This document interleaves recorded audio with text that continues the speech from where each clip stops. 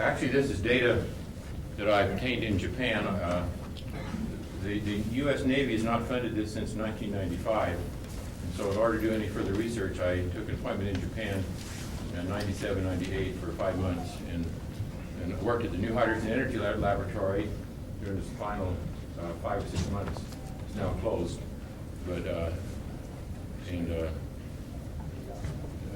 actually, well, before I go on, let me just acknowledge, in fact, people at China Lake want to make sure I pointed out that this was not funded by the Navy, so I want to make sure that's clear.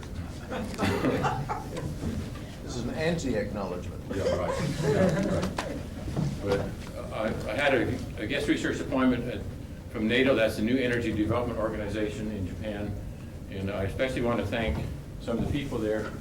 Dr. Sami was a very gracious host while I was there, and Masuo Tsumi helped me set up experiments, and Marie Hosada was especially helpful because she spoke English better than most people there, and she was a technician, and she also gave me a ride to work and back every day, so appreciate her help.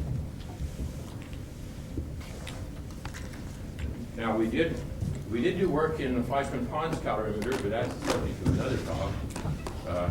This is I took the calorimeters that I used in China Lake with me and used those in experiments in Japan. Usually I had 5 experiments running, 2 in my own calorimeters and 3 more in the Fleischmann-Pons calorimeters. So I was running 5 experiments at a time, generally, and trying to get as much done in 5 months as I could. But the China Lake calorimetry has the cathode here and the counter electrode around it in a test tube. 2 different thermistors at different locations on opposite side of the cell, different heights, and they're outside the cell. This is kind of different than most people. The thermistor is actually on the outside wall of the cell. It's not in the LiOD electrolyte. In China Lake, we had this gap, secondary compartment filled with water, but I wanted to try something different in Japan, so I wrapped aluminum foil around the outside of the cell and packed this area mostly with aluminum. There were some air spaces, actually. It was hard to pack it tightly, and then sealed the top, so there was no liquid. It was mostly aluminum foil in that outer compartment where the thermistors were, to see what effect, whether that would improve the calorimetry. It made it more sensitive in a lot of respects, but also made it more of a problem in the fact that the electrolyte level had a bigger effect on the calorimetric constant.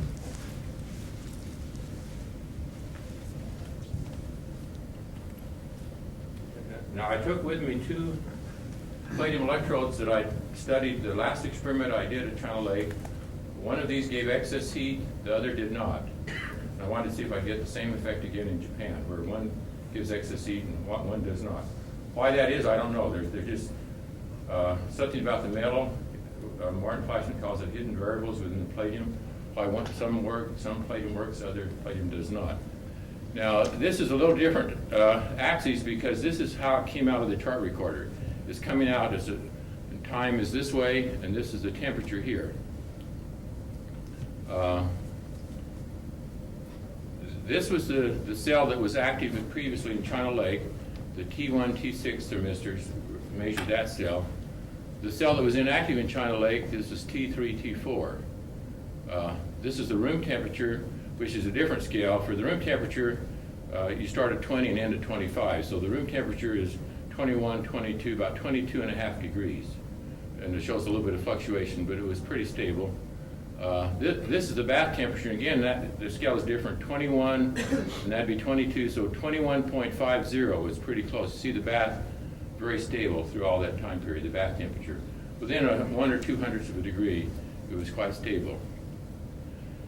Right here, we increased the current from 250 to 300 milliamps.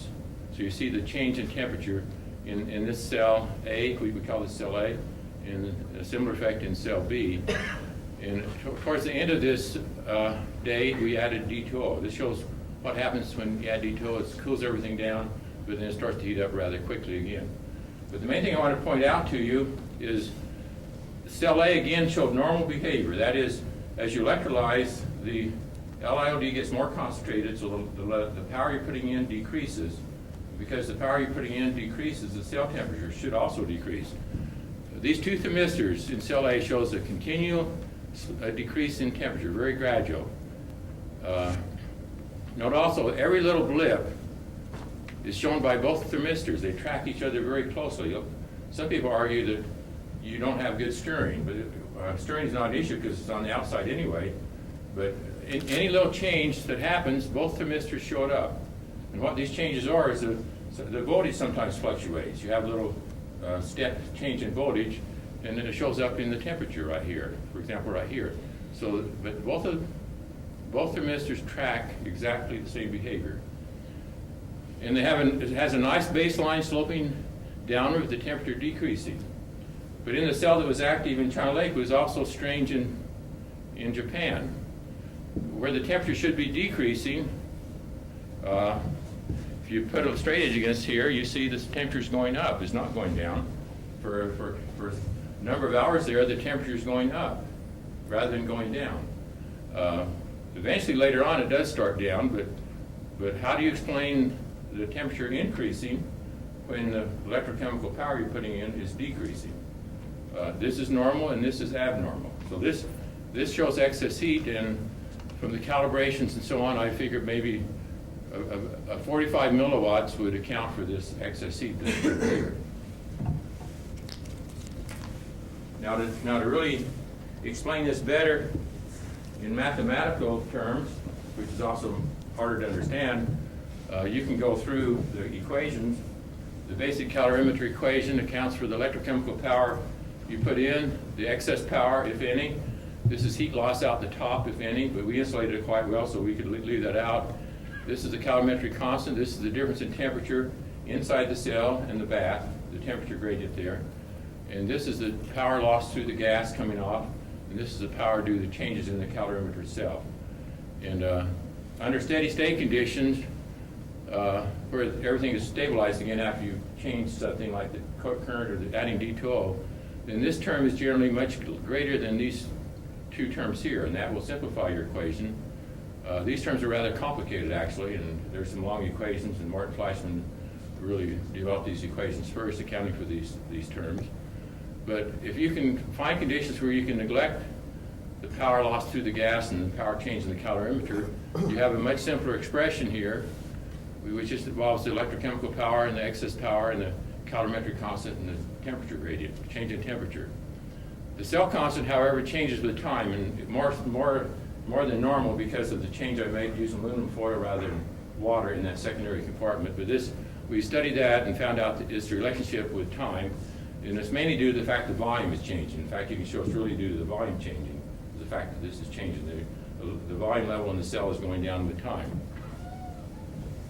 And you can take the derivative of this equation under steady state conditions, and you get this equation with the change of electrical chemical power with time, the change of excess power with time. This is the electrical chemical power and the excess power. And so you have this derivative equation. And if you don't have excess power, Px is 0, or even if the excess power is steady, not changing, and this term here is larger than the excess power, then you can leave the excess power out. So either condition, no excess power or steady excess power, your equation becomes simply this right here. And you can do calculations based on this equation, which shows you that the temperature should decrease with time under normal conditions. Actually, this is a negative quantity, dk dt. It decreases with time. So negative times negative, this term is actually positive. But this term, this is electrochemical power is decreasing with time.